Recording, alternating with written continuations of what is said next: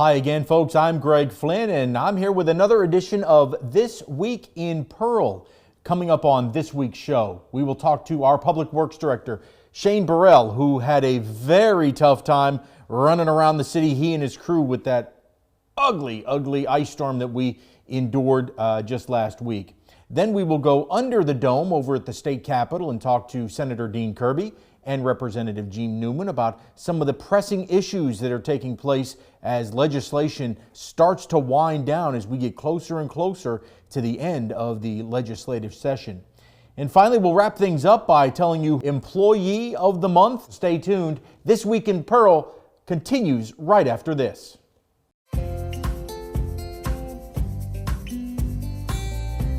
Hello, I'm Mayor Wyndham, and I'm thrilled to show you the city creating its own future. Pearl is located in Rankin County, the fastest growing county in Mississippi, and there's no question why. Access to great schools, even better shopping, and unbridled beauty make Pearl a town that truly embodies its name. And with a truly exceptional team of first responders, public safety is another key component of our success.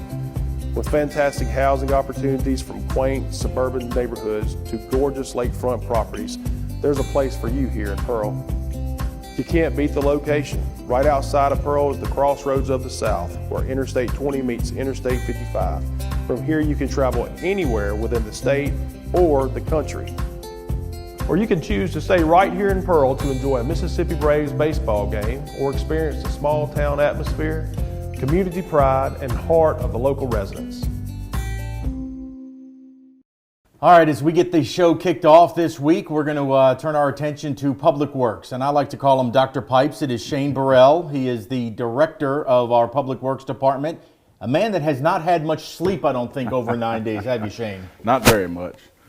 But, not very much. How's it been going? It's been good. You know, first of all, I have to commend the guys. 'Cause I'm gonna tell you, the guys, street department and the water department jumped in and helped the street department along with some of the pipes and stuff they were dealing with. But them guys worked their tails off. They some of the time cards, them guys put in 90+ hours last week from time start to time end of the week. They really worked and humped and got a lot of things done with the tools we have, and you know, not being prepared, so to say, for an ice event like that. You know, we're not used to that weather, so we don't have everything sitting in the shop that we need to fight that, and they found a way to get it done and make it happen and keep the roads as safe and passable for our citizens as possible. So, well, I will say this: I felt bad for your guys that they stepped up, because MDOT completely abandoned us on Interstate 20 and Highway 80, and it was up to your guys. And again, you were trying to, you know, fight a fire with a spray bottle, it seemed like, but you did the best with what you had. That's right. Well, they got it done, and you know, and we had, you know, as a whole, not just Pearl, the whole central Mississippi area, MDOT included, you know, this was kind of catastrophic for everybody. Nobody's ever dealt with this, or at least not in the last 20 years or so. So it had everybody thrown for a loop. So the guys just had to pull their bootstraps up and do what they could to make it happen, working with PD and, you know, with the interstates and, you know, all the main highways that run through here that are typically DOT. But, you know, we had to jump in and help and take care of it. And I think that, like I said, they've done a great job. For those people that don't know, because a lot of the public comments were, why don't they just keep it salted, keep putting salt on it? Well, you can't do that. No, you can't do that. And furthermore, that goes back to, once again, this area is not used to dealing with this. So the availability of salt and everything is not just sitting there in a huge stockpile for us to run and grab. So leading up to those events, you know, we're watching the weather and trying to make a decision on everything and what we're going to do. Well, you have the forecast changed probably 10 times in 8 days of what was actually going to happen leading up to it. So we bought salt and prepared, and obviously we've got a sand pit here, you know, that we've got resources that we can get sand for traction and different things. But we actually bought all the salt out around here that we could find, and then had a shipment coming in Monday. Well, guess what? We got hit pretty hard Sunday, so our truck didn't get here Monday, which it come on in, I think, Tuesday or Wednesday. They ended up pushing through and getting here, and we got it unloaded. But we had salt on hand for that. But no, you don't run around and put that out every day. And the thing about it is, if you did put salt out with anticipation of it coming, well, as soon as the precipitation hits it, the salt is no good. You know, you basically got to let the precipitation hit it, then salt it down where it'll start melting it. If not, the precipitation is going to melt and override the salt. So it's kind of a balancing act, and we learned a lot in a week.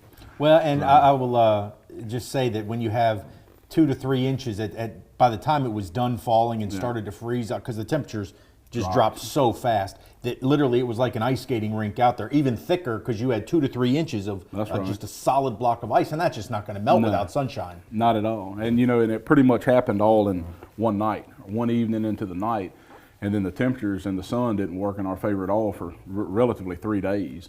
And then it starts melting and freezes again, then it gets even worse. So, we took we took basically what we had, tractors, backhoes, and skid steers, and pretty much turned them into snow plows and graders. And we had guys spreading hand seeders, spreading salt. We had fertilized seeders on the back of the tractor spreading, whatever we could do to make it work. And had guys hand putting, shoveling sand and the front end loader. So it was a joint effort by everybody, just making it happen and getting it done. And like I said, I have to thank the guys because they've done a heck of a job. They worked their tails off. Well, I know that while it seems like there was no good news out of this thing, there really was, because we saw it was just basically a travel problem. It was a road problem because initially they thought we may get an ice storm, which would bring limbs down all over the city. We didn't see too much of that. We had a little bit, and we had some power outages, but where do we stand on that now? Well, I think it's the majority of the area has been restored with power here. And like you said, we kept watching, and when it started looking like icicle lights on the power lines and the tree limbs, we all started getting worried, but it really wasn't as bad as it could have been. So very thankful we were blessed on that. But never thought I'd say we're blessed with sleet, but we were blessed to have sleet. So, very thankful for that. And I think that Energy's done a good job trying to get, especially as many folks that was out of power, not just in Pearl, but in the surrounding areas. They've really done a good job. And I don't know the exact number, but I'd say they're pretty close to 100% back within Pearl anyway. So. Well, now becomes the $1 million question, and the one that you deal with on a regular basis, much less after freezing temperatures and then warm temperatures. The water situation here. How are our water mains doing and most pipes? Well, as a whole, knock on wood, we had no water mains bust during this. We had a few blow-off valves at the end of lines that froze up or cracked, and fire hydrants were all in good shape. We had wells done actually good. We had one well that we had to go in and actually fill back up during this, and as a whole, it done good. And honestly, I figured we would have a lot more phone calls and work orders coming in for burst pipes and whatnot with the citizens. But I'm assuming everybody, as a whole, got out and wrapped their pipes and hopefully was leaving their water trickling, because we honestly probably within last week probably had 150 work orders basically for that. Somebody's pipe burst under their house or in their wall, and we had to go out and turn their water off. But as a whole, it was not really as bad as I thought it was. So none of our big mains, which is what we always fear, because those are the hardest ones to fix, and then you shut a ton of citizens out of water at that time. So none of those ruptured. Everything stayed good. It was mainly small 2 and 3 inch lines and under that we had any issues with, and as a whole, it wasn't really bad. Is it safe to breathe a sigh of relief now? Are we far enough away from when it was really, really cold to where it's starting to warm up now, or are you still going to hold your breath till we go through the 70s? Well, with water lines and soil in Mississippi, we never really. That's what I tell the mayor all the time. Is, especially in the transitions between cold and warm, warm and cold, or dry and wet. We sit on a pretty heavy clay line, and between Hinds, Madison, and Rankin County, there's a lot of Yazoo clay. Well, that soil shifts every time it dries, every time it gets wet. So, and the temperature does play a role in that, but more the moisture plays a role in it. So I don't ever breathe a sigh of relief knowing that, because it's you're going to have it every time the seasons change. You're going to have issues. So it just makes it a whole lot nastier when it's 30 degrees and you're soaking wet trying to work in it. So as far as that goes, I think I'm always on alert, because you never know what's going to happen with that. Well, I have a feeling that with as much ice and snow that melted, our ground's going to stay saturated for quite some time now. Yeah, if we had a good week of weather like we've got today, I think we'd still have some sogginess at it, you know, and so it's going to stay saturated. And going to talking about that, you know, you're going to have over the next week or two, we were talking streets earlier, but we're going to have potholes popping up everywhere because, you know, truthfully, asphalt is not designed to sustain frozen temperatures like that and to stay frozen for that period of time. So as the next week or two goes on, there's going to be potholes popping up everywhere. So it'll be fun. We'll have to deal with it. Well, the best way, you know, we have that new reporting service via text now. So if you're out driving around and you come across a pothole, you know, type it in, send that text message to us. Right. You'll get an automatic work order number. They'll get notified immediately. Right. You can even take a picture of it so they know how big it is so they can get Be the right prepared. resources out there. But yeah, this is Public Works time of year. I mean, It never stops, Greg. It never stops. But you just tell people, avoid those potholes because it's right. just a necessary thing. It happens, That's right? right. That's right. It's going to happen. And, you know, it's kind of like the water pipes. The inclement weather, and every time the weather changes, it does that. But freezing weather, other than the residents and their water lines, you know, you would hope that most of your mains and all are deep enough and are below the freeze barrier that you wouldn't have that many problems with them other than the soil moving. We hopefully would never have a freeze up. But the streets are worse than that because when they start freezing and all, that's when they're going to start. If there was a tiny bad spot, it's fixing to become a big bad spot. So just bear with us over the next few weeks, and as y'all see them, report them to us, and we'll get them taken care of as soon as we can. And I don't think I'm going out on a limb. I can promise you that this man and his crew will not let Pearl become what the capital city streets look like. I promise you. These guys work, honestly, 24 hours a day, 7 days a week. Yeah. So if there's a big problem out there, you guys are on it. That's right. Almost immediately. So kudos to you and your Well, crew. thank y'all. And like I said, most of it goes out to them because them guys work their tails off every day. I know the citizens see it some, but don't get to see it all the time. And we don't have an army of men. You know, we've got a pretty small crew to the size of the city we've got, and they get some work done. They get a lot of work done. It may not be as fast as some people would like it, but we got to take it basically in the order of priority and what we consider priority and go down the list, and they really handle it and really do a good job. Well, it was an honor to watch the coordination and how you worked. It was Public Works, Police, and Fire just really working seamlessly to protect our citizens in so many different capacities. It was honestly impressive to see your leadership and Chief Scott and Chief Thornton all working together on the same page. Well, at the end of the day, we're different departments, but we're one big team. We're City of Pearl as a whole, regardless. So Wow. that's what we're supposed to handle it. Very impressive. Hopefully you can get a little bit of rest. Spring break is coming. There you go fishing. All right, that is Shane Burrell, our Public Works Director. When we come back, we'll head under the dome up at the state capitol and talk to Senator Dean Kirby and Representative Gene Newman about what they're working on over at the legislature. Stay tuned. This Week in Pearl continues right after this. Come find your taste buds at the Lost Cajun. Chef Charles is cooking everything to order. Cajun classics like gumbo, jambalaya, and red beans and rice. Pick your po' boy, shrimp, oyster, roast beef, or maybe gator. Proudly serving USDA farm-raised catfish. When you're done, loosen the belt up a bit for some homemade beignets. Dine in, take out, order online, and get it delivered. Reserve our party room for your group. Find your way to the Lost Cajun in Pearl and Byram. Well, welcome back into This Week in Pearl. We are now going to go under the dome over at the state capitol and bring in our two distinguished gentlemen from not only Rankin County, but Pearl, in Representative Gene Newman and Senator Dean Kirby. Gentlemen, it's nice to see that you have thawed out from the winter storm and have made it in. Boy, that was something, wasn't it? Unbelievable. Unbelievable. If we'd had snow, that'd have been wonderful. But we had ice, and lots of it. And I think, Gene, you were out there shoveling, weren't you?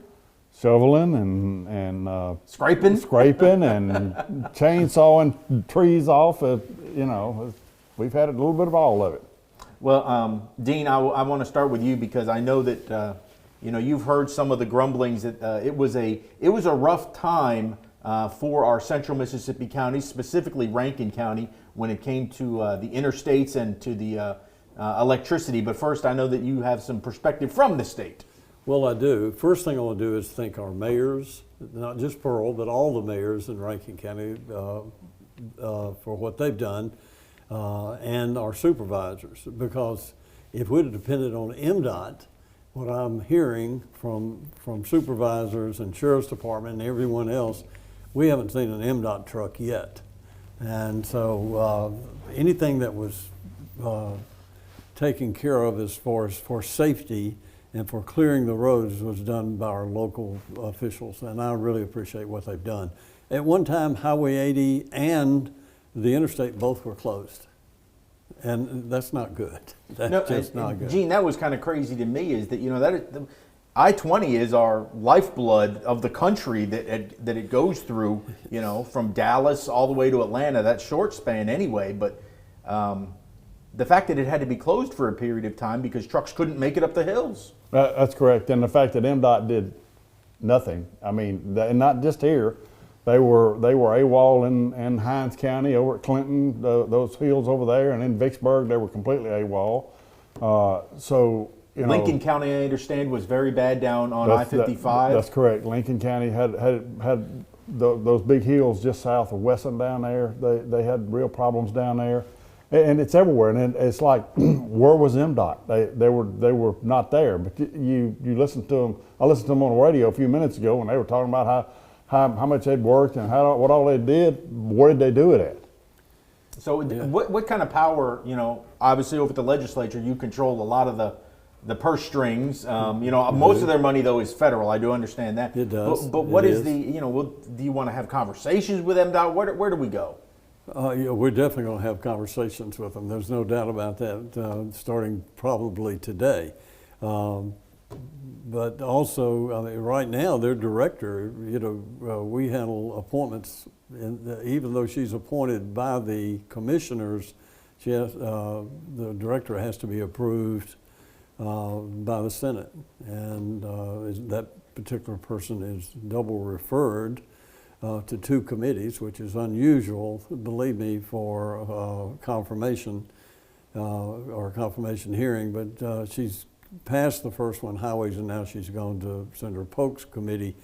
And I can tell you he'll ask a lot of questions. Well, I'm sure you and the Lieutenant Governor have some questions as well. We do. And yeah, it's not, well, I'm going to tell you how I got to work. We worked last week, and I'm not saying anybody else didn't. I'm just saying that we were there every day. And I got there the first day. Highway patrolman picked me up in this huge pickup truck, jacked up truck with four-wheel drive. And we went about 15, 20 miles an hour all the way and passed very few cars, by the way, Monday last week. And then Senator Harkins has also a four-wheel drive pickup, and he picked me up the rest of the week. So yeah, we were there. And the highways are awful, and I will say that I did not see an MDOT truck or vehicle in any of those days going to and from the Capitol. Well, we'll see what answers come from the questions you guys find out. We'll be very anxious to hear. I know, but Gene, you were talking about one of the other big things when we talk about travel is this referendum that's going to be coming out, that at least proposing for a gas tax. Here in the state, because nobody wants to just raise taxes. You want to let the people vote on it. Right. There's a bill, and it's just now out of the House committee, but it'll be before the House this week. That from the way I understand it, it is a referendum that the people can vote on if they want to raise their gas tax, 10 cents on gas, 14 cents on diesel. I think that diesel just applies to big trucks, but it would go to counties and cities, from what I understand of it. It will be just a pass through to MDOT straight out to the cities and counties. You know, we have to pass it, and the Senate has to deal with it, and then the people have to vote on it. So whether it becomes a reality or not, I think it's a good idea. I think it's needed. You know, we have some real issues in every city and every county with roads, and we need a way to deal with it. Well, and certainly, Dean, you know, you're going to let the people decide, which is obviously a great thing for the legislature, because they can't get blamed for raising taxes. It's like, okay, well, we're going to let the people decide. But maybe it makes it a little more palpable when you see, well, the cities and counties were kind of on their own in this winter storm, that maybe they could use those funds to really beef up their own supplies. True. You know, I've briefly looked over their bill and just to see what it was, because I introduced a very similar bill about 4 or 5 years ago. And they do list some projects. If this bill passes, these projects will be completed. The only difference is in the bill I had, I'm still trying to, in my mind, trying to figure out whether I should amend theirs to this, is that I had it by each commissioner's district instead of just statewide. Okay. And the people knew in their district exactly what they were going to get if the tax went up. But now some people criticize that, saying, well, Commissioner South Mississippi, their gas might be cheaper because, and I said, well, if they don't want the roads and bridges, then that's their problem. But I think people don't mind a tax so much. No one likes paying taxes, including me. But they don't mind as much if they know exactly where the money's going. And they've pretty much done that, I think. I looked at, I want to try to get more for Rankin because Of course. Keep the main thing the main thing. But the only thing that really bothers me about even my bill that I had a few years ago, and this one as well, is the fact that, like General Motors just announced in 2035, they will only have electric vehicles. You're going to have, and of course, other companies are following suit, and some maybe even before 2035. And that sounds like a long time off, but it's not very far off. And what bothers me is as people no longer buy gas except for older vehicles, you're going to see that drop, and you're going to see the electric and hybrids, well, mostly electric, but they are going to be all electric, I think, is what they said, not hybrids, pretty much at that time. So this money we're getting now every year will decrease until it's not enough. I know we need something now, but you also got to plan for the future. So, I don't know. Well, I guess for at least for what, 14 years, you'd make sure that you get something, the roads fixed, projects completed. Well, you do get some of those and then projects. Then we'll be talking about, jacking up electricity, well, additional taxes probably. The bill that we have now, of course, the current law is if you have a hybrid, since they don't pay any road tax because they don't buy gas, well, hybrids buy some, but electric doesn't buy any. That's why hybrids have when you go buy your tag right now, it's $75 additional for having a hybrid, and then $150 if you're all electric. So that way, they're it's kind of paying balancing something. out a little bit, yeah. That's right. And now also in the existing law is there's an escalation clause according to the standard of living. So that 75 might be 80 when I go back next year. That 150 might be 160 according to the standard of living. Of course, the way gas is going up right now, that's quite a bargain for someone. And I think that was based on 12,000 miles a year. Most people do more than 12,000 miles. So, well, the big question will become then in 2035 is then how do you generate that electricity, right? That's right. If we're going to need more electricity, it's how do you generate it? And we just saw what happened in Texas during the winter storm as they tried to have plenty of green versus fossil fuel. It was fossil fuel that bailed them out to get everybody back their heat working again, wasn't it, Gene? That's right. I mean, Texas they had the worst of all situations because not only are they not part of the national grid, they're kind of self-isolated, but they have all of the green stuff that just went down because solar don't work and it when froze. it's covered up and the windmills didn't work. But they also had a lot of their gas system, their gas powered systems that were down for maintenance, and then you had some where the natural gas froze and stopped. They couldn't fire those plants, so it's just bad all the way around. Y'all pray for Texas because they still got millions of people without water right now. Mm-hmm. Yeah. And Jackson. Like the city of Jackson. I mean, we were blessed here in Rankin County, in Pearl specifically, that we have not seen major water issues yet. That's right. The pipes are all holding up for now. We'll see as it warms up, as our public works director will be talking about that. But And I think Brandon only had one pipe break. Isn't that what we heard this morning? They had one downtown. Well, they had one major break. I think that was. Okay. and we had none major breaks, and then over in Jackson, everything's down. So Oh, yeah, including the Capitol. I did get an email a while ago that said we have a trickle of water. Well, I think the Capitol's actually trucking water in to.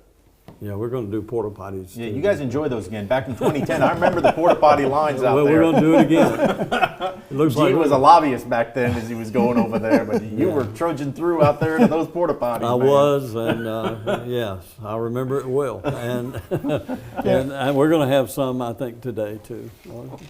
And the sad part about that is, we talk about Jackson and the current administration and what they've done or hadn't done. This isn't their fault. This goes, you go back Oh, sure. I mean, 50, it's- 100 yes, years. it's- They should have been doing something about these water lines and these sewage positions a long time ago. And it appears that we're smart enough in Rankin County to be doing something about it. I mean, we've put West Rankin sewage facility in that should be coming online this summer, and I see investments made over here in water systems and water lines. I know the city of Pearl, even if we lost electricity to the water systems, we've got generators, standby generators on all our water pumps To get that water out of the ground We still, get the yeah. water out of the ground. So, we've been a lot smarter about taking care of our stuff over here than they have. But it's sad, and it's not just Jackson. I understand Vicksburg and Natchez or other cities have issues with this no water or low water pressure. Yeah, it's the old cities, basically, that are having the major problems. So And they never would do anything about the infrastructure that they have. Kick the can down the road, unfortunately. well, of course, we even passed a bill, which passed by one vote in the Senate a few years ago, giving that 1 cent sales tax for infrastructure. Well, you know what they're doing, supposedly repaving streets and doing potholes, but infrastructure also means water and sewer. And I don't know that You kind of they're got to start using- with the pipes underneath, because when they break up your brand new, which you've paid. and so- that's already happened. Yeah, exactly right. Well, gentlemen, thank you so much for coming in. I know it's going to be a tenuous week. Bring some baby wipes with you over That to was the quick. Capitol. That was quick today, and we appreciate everyone's patience. And again, I want to thank the mayors and the supervisors and all that for what a good job they did during this ice storm. It was awful. The sheriff's office and all the police officers a and great all the job. firemen that went out there responding to stuff and all the ambulance drivers and everybody worked together in Rankin County to keep people safe, and we They really did. appreciate that. They did a really good job. We appreciate them very much. And that's why we love living here. That's right. Exactly it. Well, gentlemen, thank you so much. We will be back with more of This Week in Pearl right after this. WPBP and PMB TV would like to thank our latest sponsor, Dunkin' Donuts. Dunkin' Donuts is located at 403 Riverwind Drive. With over 32 different types of donuts, they can take care of your breakfast, lunch, and dinner. You can now choose from their menu of sandwiches, wraps, and muffins. And don't forget the drinks. Along with coffee, espressos, and lattes for your morning drive, they also have soft drinks, cold brew coffees, and smoothies. The Pearl Pirates run on Dunkin' Donuts.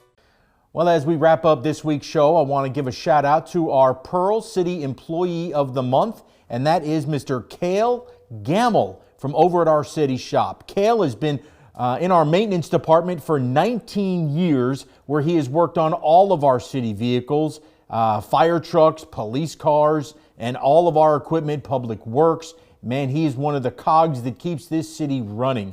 Cale is a Air Force veteran. He's also a Boy Scout master. He's been there as a Scout master with Troop 575 here in Pearl for 9 years. So we want to congratulate Cale. He was honored by the Chamber of Commerce with a certificate of appreciation, a KJ Food Mart gift basket, and the Pearl Chamber presented him with a $100 Walmart gift card. That is going to do it for today's show. I'd like to thank our guests, our Public Work Director, Mr. Shane Burrell, and Senator Dean Kirby, and Representative Gene Newman. We will talk to you again soon, and I hope you enjoyed This Week in Pearl.